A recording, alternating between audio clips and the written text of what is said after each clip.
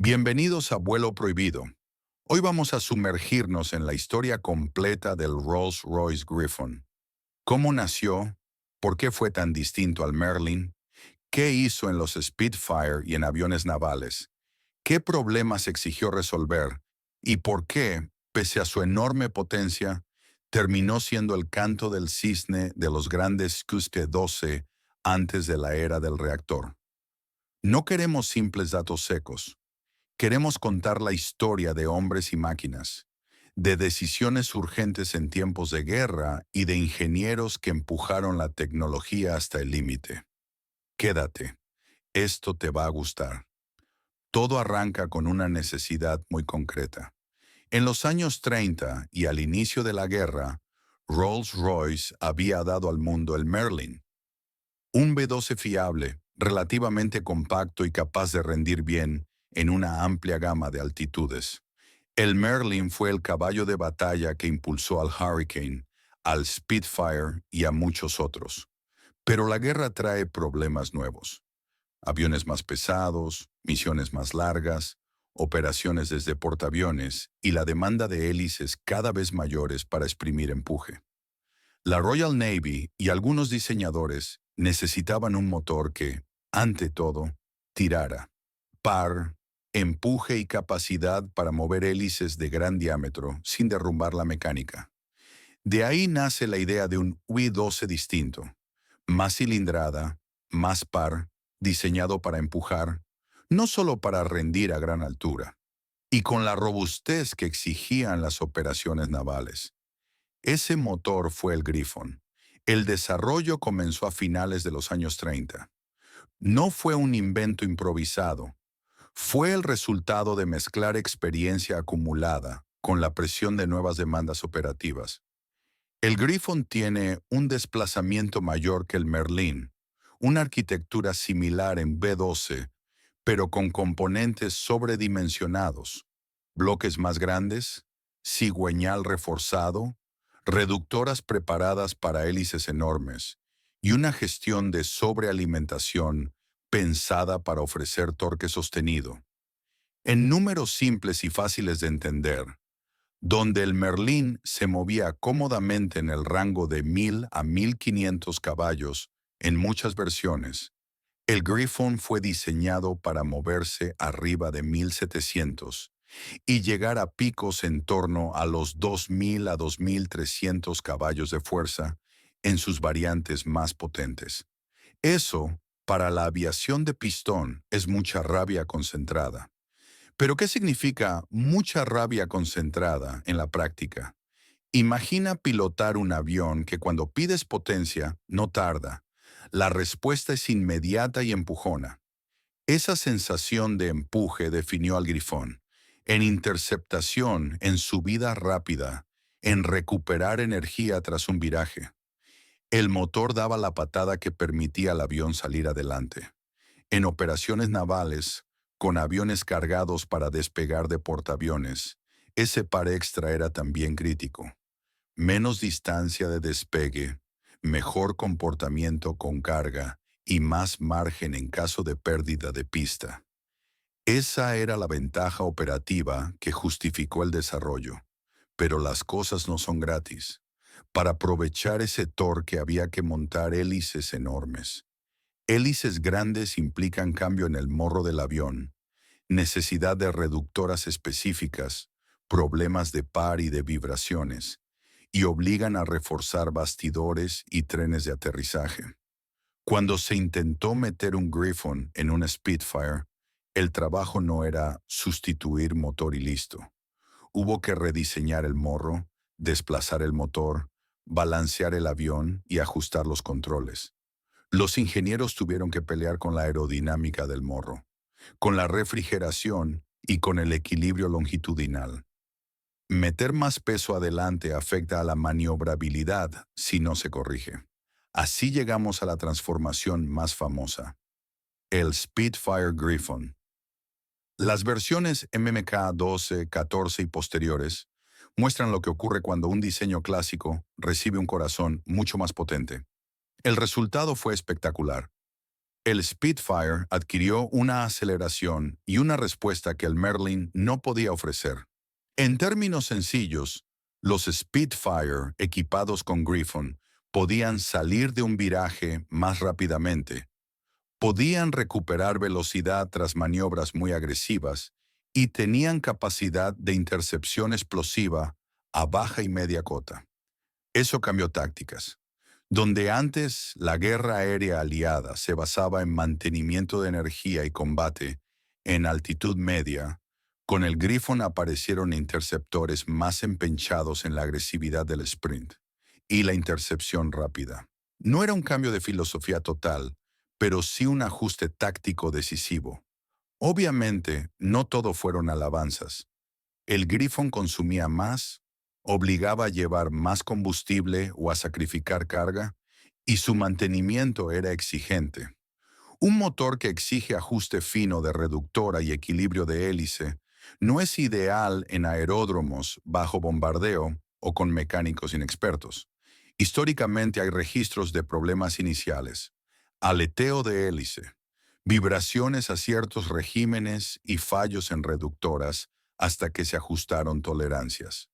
Esas noches en el hangar, con mecánicos afinando dientes de engranajes y probando balanceos, forman parte de la historia humana detrás de la máquina. Hablemos de versiones concretas. No necesitas memorizar números, pero sí entender la progresión. Las series tempranas del Griffon ofrecían ya rendimiento sólido. Más tarde, con desarrollos como los Griffon 61 o 65, se incorporaron sobrealimentadores de 2 etapas y mejoras que ampliaron su rango útil en altura media.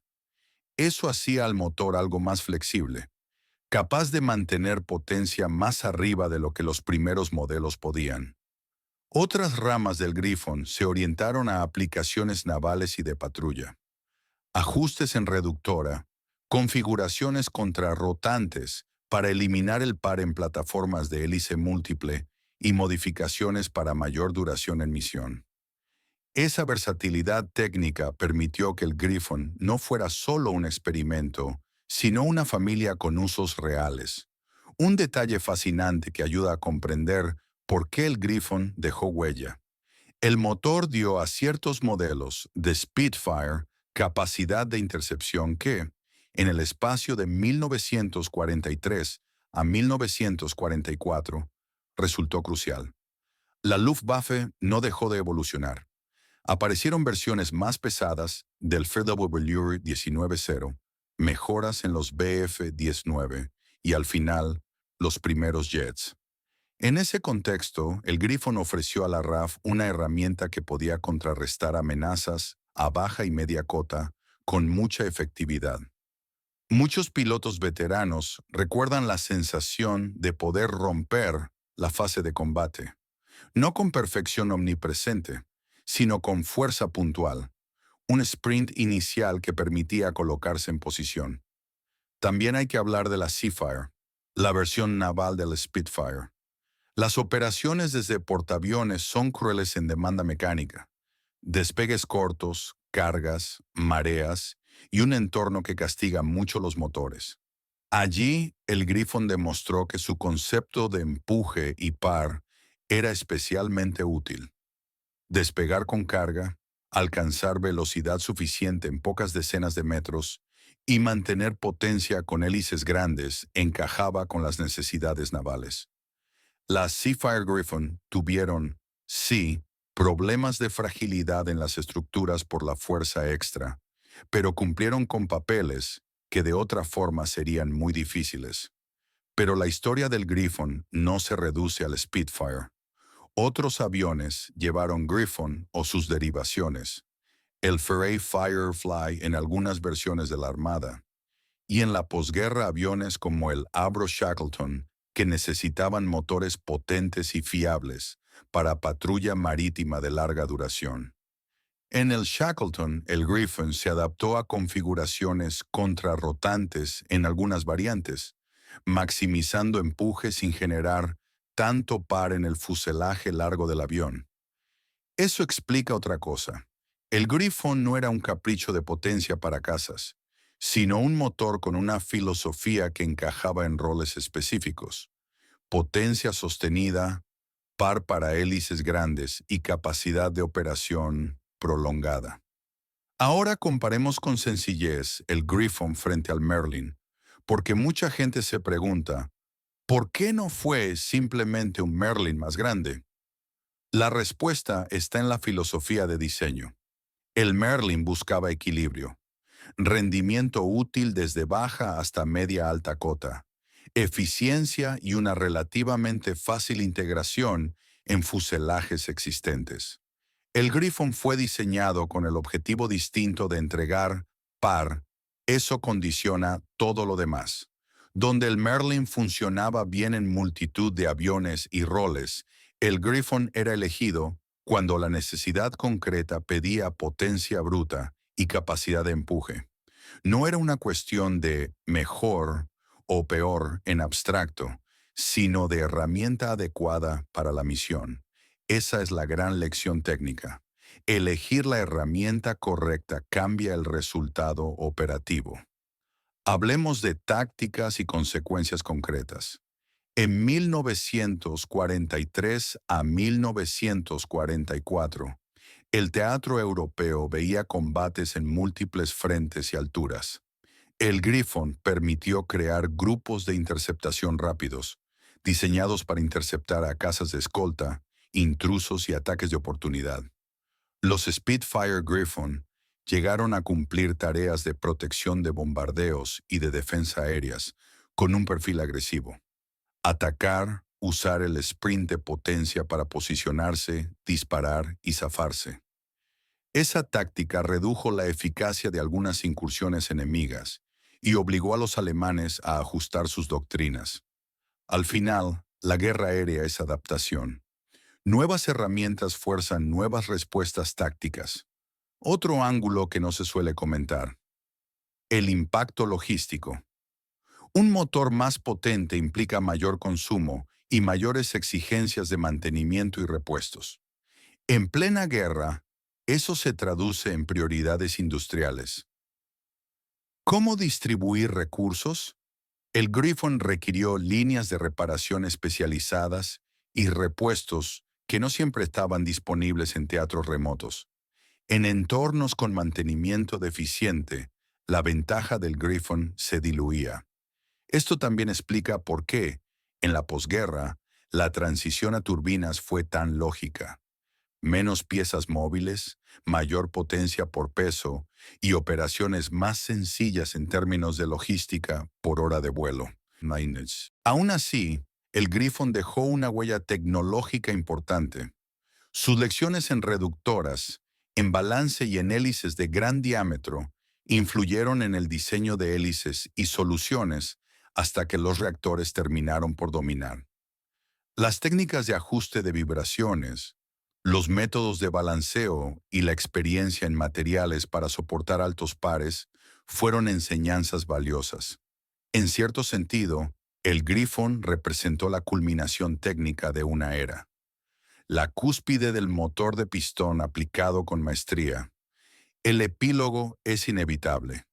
¿Por qué no perduró? Dos fenómenos lo explican: la llegada de los reactores y la economía posbélica. A partir de 1945 a 1947, la turbina demostró ventajas decisivas en velocidad punta, respuesta en alta cota y rendimiento por peso.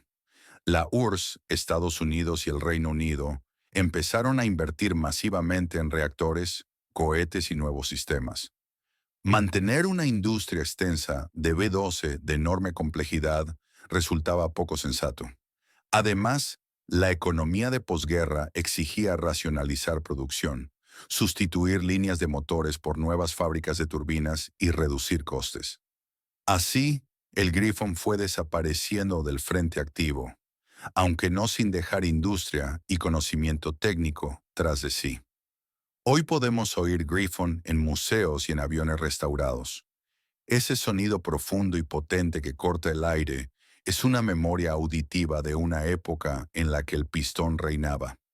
Ver un Spitfire Griffon en vuelo Es entender de golpe por qué tantos pilotos y mecánicos lo veneran.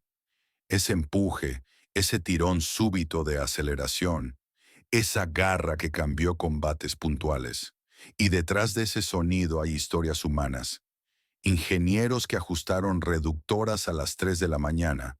Mecánicos que revisaron cojinetes en frío. Pilotos que contaban que con Griffon podían permitirse arriesgar un poco más porque el motor les daba un margen extra para salir. ¿Qué queda entonces como enseñanza?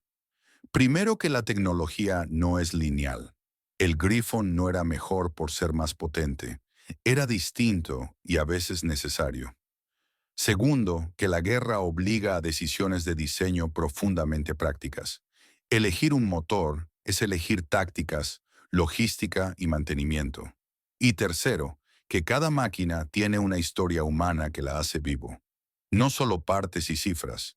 El Griffon fue en su tiempo una respuesta brillante a una necesidad real. Fue exigente, sí, pero la exigencia trajo ventaja en manos correctas. Si tienes que llevarte una idea a casa, que sea esta. El Rolls-Royce Griffon fue la expresión máxima de lo que un motor de pistón podía ofrecer en términos de empuje y capacidad para hélices enormes. Convertía casas en interceptores rabiosos y daba a plataformas navales la fuerza que necesitaban para operar con éxito. No fue la solución final, esa llegó con los reactores, pero sí fue una solución decisiva en su momento. Y como buen capítulo final de la era del pistón, dejó lecciones que duraron más allá de su tiempo operativo. Si te ha gustado este viaje por la mecánica, la táctica y la historia humana del Griffon, déjamelo en los comentarios. ¿Qué te impresiona más, la potencia bruta o la sofisticación técnica de su integración? Suscríbete, activa la campanita y comparte este video con alguien que ame el sonido de un V12. Esto fue Vuelo Prohibido, la historia con el rugido del motor al fondo.